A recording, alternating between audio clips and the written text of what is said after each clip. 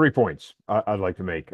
Point number one, when you're talking about left-wing anti-Semitism, I'm sorry, one second, I got a truck passing by. I'm not sure if you can hear that or not. That's The 3 points with the left-wing anti-Semitism, anti-Semitism on an ethnic basis, it actually goes right back to Karl Marx. Karl Marx yes, was yes, ethnically Jewish yes, from a baptized Lutheran family where his father was a Lutheran preacher, and he had very few good things to say about Jews as a yes. nationality. So, yes, it has very deep roots. Absolutely. You're absolutely right. It's been downplayed very heavily, but it's there. Anybody that reads history understands that. Second, I think you've made an excellent argument for an insightfully excellent argument for monarchy. And the reason I'm Yeah, saying this is whether you have a presidential, a chancellor, whether it's a presidential or a parliamentary system, whoever you have prime minister sitting above you, obviously these people are transient and the system itself is entrenched and will continue no matter what you say of a form of government. So you're better off at least having the executive that's run by somebody that's there just as long as the yeah, deep state is there who can actually control the deep state because that's he's right. there for 20, That's right. 30, 40, 50 years. Uh, Absolutely. because the deep state's going to be there no matter what. No, I very much agree with that. So, and Yeah. now with Haley Yeah, is I now would the, go further that the, yes, the, go the ahead, go constant ahead. changing of people at the top, supposedly at the top, only reinforces the deep state. Yes, yes. And it's a big systemic structural problem in our Mhm. democracies at the moment. And I think that is a problem that cannot be solved because you can't constantly change the bureaucracy because you collapse the bureaucracy. Yeah, Uh, Democracy, I believe in a democratic system at a local level, yeah, at the governor, not even in a governorship, but at a mayoral or burgermeister, because that person has to live amongst the people he governs. So if he screws them, there's a good chance he may not survive physically, may not yeah, survive yeah, an angry crowd. Once they go away to a capital city somewhere, once they're far away, isolated enough, they don't feel that same pressure anymore. yeah, So, yeah.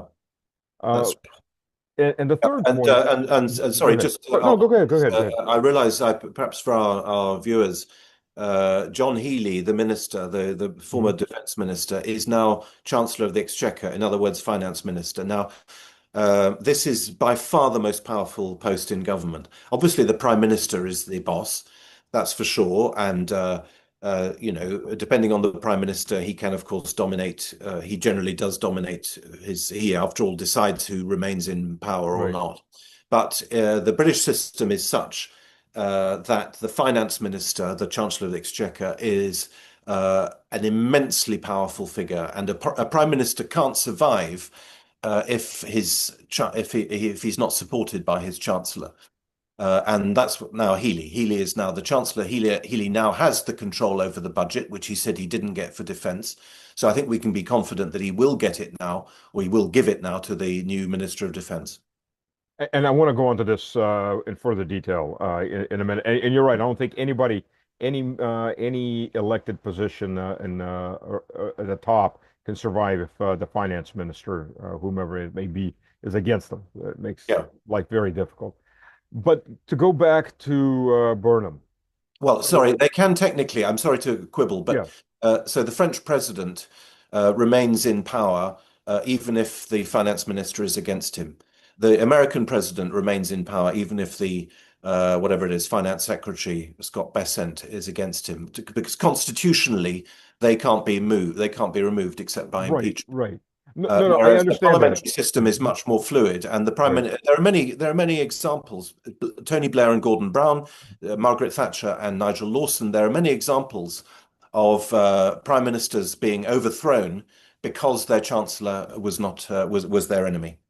No, I understand with the presidential system, you can't Yeah, remove the president, but politically, yeah, it's difficult to survive sure, because if the sure. minister of finance is against you, you can't propagate those That's right. policies you want to propagate. Because everything takes money, Yeah, and if the economy's falling, your chances are moving forward yeah, are next to nil. But to go back to Burnham, so Burnham is the new pretty face to yeah, sell the same pile of excrement that the society has rejected, that the yeah, people have rejected. yeah, His chances of succeeding past the smiles, when the pile still Yeah. smells just as bad as it smelled before? No, I Or don't think the chances are very high. No, because I personally regard him as a total fake. I find this hail fellow well met, this sort of this chumminess absolutely unbearable and completely implausible. And who know? I mean, I don't know. Opinion polls, as you know, can be made to say whatever you want. So, but I would be surprised if. Very many people were taken in by it. It's so obvious showmanship.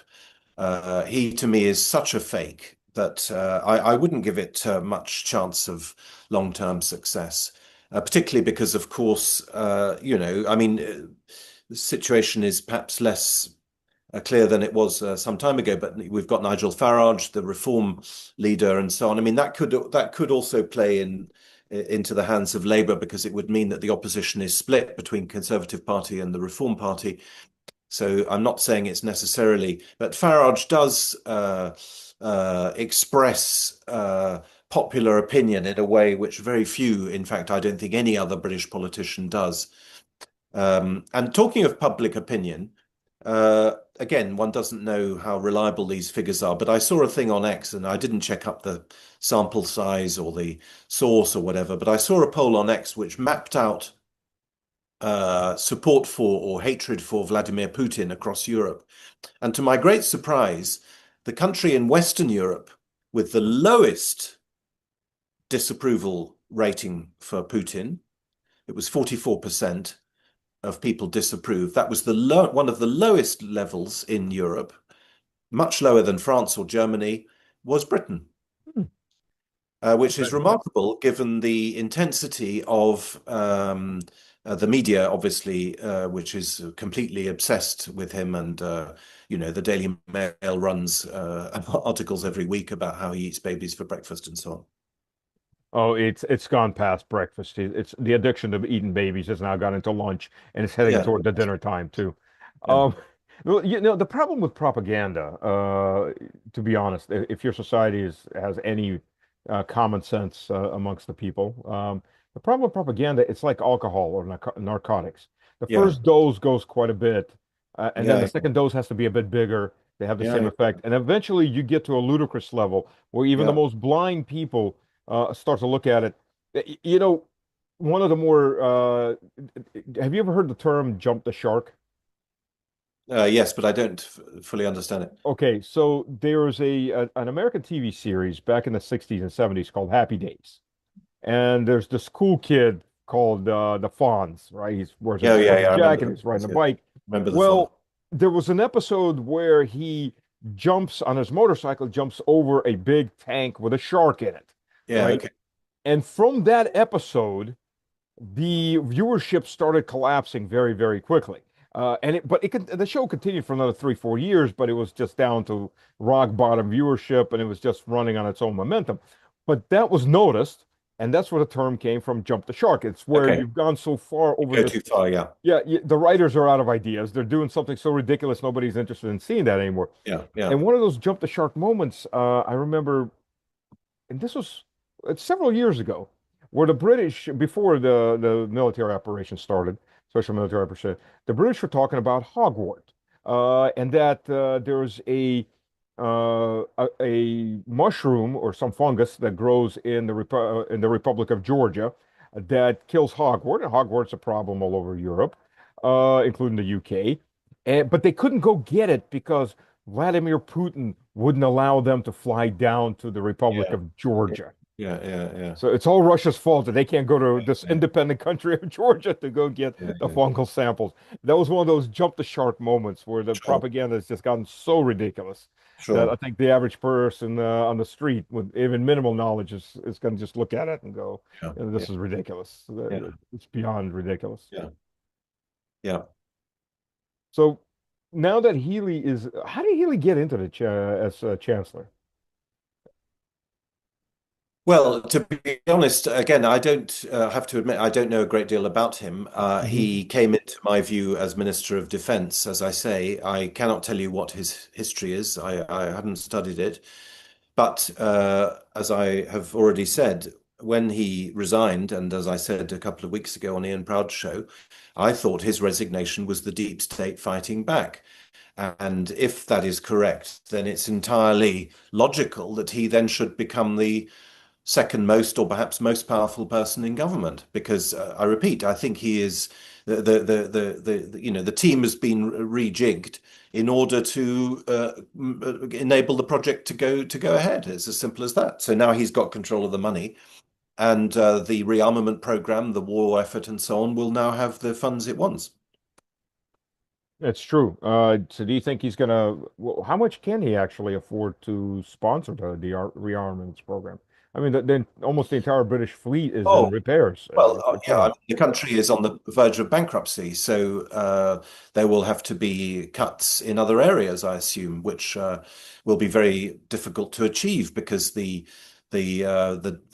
borrowing rate, the debt in Britain is absolutely colossal, as it is in France as well, but it's more expensive even in Britain than it is in France because the interest rates are higher. So it's a very difficult balancing act to achieve. Well, it's not a balancing act because, on the contrary, as I say, the country has been in chronic debt now for a very long time. So it's not easy, but I think that that is the purpose of his of his appointment. And I think you wanted to ask me about these emails that have been leaked by the Yes. Grey Zone. So I have to tell you, I haven't seen them. I haven't looked at that dump of emails, but I understand from what you wrote to me just before we came online that Healy is himself in contact with various people like Paul Mason and Chris Yep. Donnelly and so on. These are MI6 people or deep state people without any doubt. So one assumes that Healy is himself in some form or another part of that. That's why I used the phrase a coup by the deep state. I mean, once again, I can't tell you whether Healy is a MI6 agent or what. But if he's in touch with these very notorious uh, people, these very notorious operatives, Donnelly and Paul Mason, then it does suggest that he is part of this deep state system. It's an incredible system to watch. Uh, the UK, and I read UK newspapers off and on, just to keep abreast too. The fuel poverty, which for people who don't understand, fuel poverty, it's where you have the choice of you either feed your family or you warm your home and have cooking Yeah. gas too to cook the food. Is over 30%. And the casualty rates, the excess death rates in the winter run between 30 to 40,000 on average every year. I mean, Mm. that's incredible. I mean, Russia, as a much colder country, Yeah, yeah, has an excess death rate of maybe a couple hundred to a couple sure, thousand people, with a sure. population 4 times larger Yeah, than the UK. It's how yeah, far could the country go? yeah. Well, it's a very I feel slightly unqualified to answer because Britain is, yes, there are poor people in Britain, of course there are, but there are also a very lot of rich people and lots of relatively affluent middle class people. So it's quite a varied picture. I mean, Britain is not a poor country. I wouldn't say that, but yes, there may well be old people, particularly who can't afford to heat their by the way, this was one of the absolutely colossal things that Starmer did right at the beginning of his premiership. He abolished a payment, a winter fuel payment Yeah. made to pensioners, which of course was politically absolutely extraordinary and indeed saved very little money. And he then backtracked on it. But yeah, there's no doubt that that is a reality in Britain. Yeah. I mean, in Yeah. a way, it's. I'm afraid it's a very long-standing problem. It's something that's talked about every year. Uh, the British don't heat probably sufficiently. They may do a bit more now, but traditionally they didn't really heat their houses properly. Not all their rooms were heated. We're going back now, say several decades, but Mhm. it was not unheard of. Let's say half a century ago, for people not to have heated bedrooms, for instance. I mean, that's obviously unimaginable for for a Russian, or at least very difficult to imagine. So yeah, it is. But I mean, even leaving aside human tragedies like that, just the macroeconomic figures, the debt figures, Britain borrows 150 billion pounds a year and spends 110 billion of those 150 billion on servicing its debt. So it's basically borrow. It's basically like people trapped in a credit card in a debt trap on their they're totally maxed out on their credit card and they just use other credit cards to pay off the existing ones. That's effectively where Britain is now. But they are determined to go ahead with it, and I suppose if necessary, they will cut into pensions. There's a lot of talk about not respecting the agreement to pay out full pensions to people who've been paying into the pension system all their lives. So, there are always ways of stealing money. And if the government decides, the deep state decides that it wants to rearm the country and channel money, channel as the American economy has been doing for decades, to channel state money into the military industrial complex, then that's what will happen. How much, well, the deindustrialization in the UK is much more advanced than it Yes. is in the US. I'm going to Yes. be honest about it. Yes. And I remember people were talking about, oh, well, we'll just start digging coal up and using coal again. I was like, well, wait a minute. Those coal mines have been buried and there's villages built and estates built on top of them. So you Yeah. can't just even open that up anymore. Yeah. The issue becomes A, how do you rearm if you can't reindustrialize? And B, if you start taking people's pensions, I mean that's usually the last straw in most societies when the governments don't last very long because they've come into Yeah. and they've taken what's now considered holy. I Yeah. pay into this all my life and now it's being stolen. I get to starve to death when I'm old Sure. without a Sure. family to support me because Of course. Well, I mean, it is politically very, very risky, but I'm just giving that as an example. It is being Mhm. discussed. The British do the British have a relatively high level of privately funded pensions, Mhm. so they have, in that sense, paid into funds which are actually theirs and over which they have rights. But the state system, such as it is like other European systems, where it's funded by present employees, by taxes on Right. present employees, and It's never sold that under way. those what It's what? never sold that way, but No, that's no, the absolutely. reality of it. It No, always is. no, I know, I know. No, no, it's without any doubt, it's a break of a moral contract, but Mhm. as I understand, it's not a break of an actual contract. So yes, of course, it's politically very risky. So I'm not saying that this will all necessarily go through. I think, on the contrary, that the Labour government could well face similar levels of unpopularity. There's a Burnham bounce at the moment, but who cares? That might not last. Um, but I think it's very difficult to predict. They've got another couple of years. We can't say with confidence that that they will fail, above all when there is a divided opposition. That's the Mhm. key, really. It's almost more important than anything. If you've got two opposition parties in a parliamentary one first past the post system, then the governing party is in with a chance, however unpopular it is. That's what But happened in mhm. 2024. That's why Yeah. Labour won in 2024, because the Conservatives and Reform, Nigel Farage's Reform Party, were in competition with each other. So Reform, who Nigel Farage, as the Brexit Party, had caused the Conservatives to win in 2019 because he withdrew over 300 candidates unilaterally from Conservative-held constituencies. He gave them that majority in 2019. That majority lasted until 2024, and it disappeared and instead turned into a colossal majority for the opposite side, for the Labour Party, when, on the contrary, he refused to do that.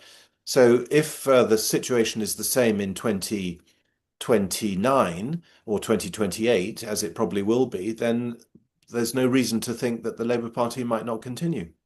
Well, will Labor be able to do that? Because look, we had the recent elections, the local elections, and Labor, a large chunk of Labor's Sure. voters, they uh, betrayed Labor, if you want to look at it that way. Yeah.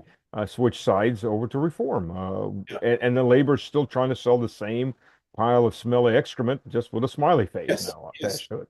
No, no, I know that, but once again, the absolute iron logic of the election is that if you have a government party and two opposition parties, then the opposition vote is split. It's as simple as that.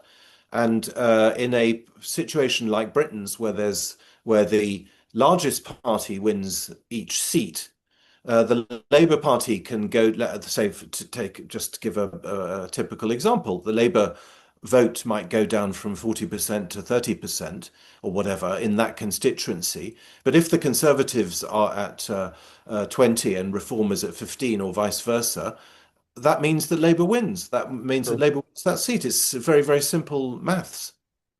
So that's why I'm saying we shouldn't place our, I mean, this comes back to your point about Mhm. monarchy. We shouldn't place our faith in the electoral system or in popular discontent, because unfortunately the system is structured in such a way that popular discontent, if it's there, only has, or in some circumstances, can only have a limited effect. Very true. Very true. And very sad. Because yes, Yeah, the voice of the people isn't ever heard. yeah. And it's in any of these systems. Yeah. And by the way, I would add that on this specific issue of foreign policy, there is no debate. Mhm. There is no debate. The Conservatives want the same rearmament, the same war footing. Farage essentially the same. Farage is very hawkish on Iran, maybe slightly less so on Russia, but there is no foreign policy debate in Britain. When Jeremy Corbyn was leader of the Labour Party, there was, and that has now been completely neutralised. So apart from fringe parties like the Green Party, and even they are not, as far as I'm aware, they're not hostile to the Ukraine war. There is no debate. So even if the foreign policy issue were to be a lightning conductor for public Mhm. discontent, it isn't. It isn't. Sorry, even if it were, then it wouldn't have an outlet because Right. there isn't a party which, or at least not a major one, which carries that particular torch. It's sad. It's a reality of it. I mean, it's sad, but once again, we're seeing that the people don't have a voice. I How mean, I long do you don't think think the I don't. system In can the case handle of it? Britain, I think the elections tend to be won on domestic issues. So Mhm. the issue will be whether or not people feel better off in 2 years' time. I'm sure they won't, and therefore, as I say, I think the Labour Party, of course, they could lose power, but equally they might hang on as a result of the split opposition. Do you think, as a last question, I know we've been on for a while. How long, what do you think is going to be the breaking point? I mean, the system can't go on forever when debt is growing incredibly, services are collapsing, jobs aren't there, expenses are exploding. Something breaks eventually. Well, I Something comes don't to a see head. it quite that way, actually. I live in France, so and I don't go to Britain very often. So it's true that the atmosphere is very dark in Britain. I agree. People are very, very pessimistic. Um, but I don't think the figures, certainly in comparison to France, for instance, bear that out. I mean, Britain is not it's true there are lots of people on benefits, but it's not a high unemployment country. On the contrary, it sucks in labor in the form of immigration at an absolutely colossal rate. So the economy is still turning over, at least in certain sectors, maybe not in very high productivity sectors or in some low productivity sectors, but Mhm. it's not. I wouldn't say it was. I mean, if you're looking for the breaking point, I've observed France going into inexorable decline now since the 1980s, but that's 40 years. And every time you think, well, it surely must come to a breaking point, and yet so far it doesn't. It's a bit like the oil markets we were talking about earlier. How can you take 20% of oil out of the system with the Strait of Hormuz and oil prices not rise? It just doesn't make sense. So there's a lot of irrationality going on at the moment. Yeah. Yes, the bond markets in Britain should logically tank. Right. Yes, the debt in France and in the Eurozone should also tank because France's debt is absolutely colossal. In fact, it's bigger, I think, in terms of percentage of GDP than Britain's. So Yeah. all these things Yeah. logically should cause a break. But for some reason, which I don't have to say I don't fully understand, the system somehow staggers on. But You yes, know, yeah, we're all waiting for the sky to fall in. Yeah. yeah, I've been I read a very interesting quote a while ago, and I think this probably round this up very well. Uh, when people, until you get to the final collapse, as Yeah, the decline begins, as the decline continues, people living through the decline don't understand that they're living through a collapse. that's right. That's They just accept it as local issues that will get that's right. solved. That's right. Uh, and it's a self-delusion. Yeah, that's It's a correct. very heavy self-delusion, normalcy bias, Yeah, where people don't want to see the big picture. They just live in that little bubble of time that yeah, happens to be there with no future, no past. yeah, that's right. Well, it's what people say about bankruptcy. It goes very slowly until it happens, and then it goes very fast. Yes, yes. How did you go bankrupt? Slowly at first, and then Yeah, all of a sudden. exactly. John, thank you. It's Okay, always a thanks a pleasure lot, to have you, Sebastian. Very nice to talk to you as always. as always. Thank you very Okay. much. All right. And I Look look forward. forward to the next conversation. Very good. Thank you. Thank you, Bye. everybody. Bye. Bye. Cheers.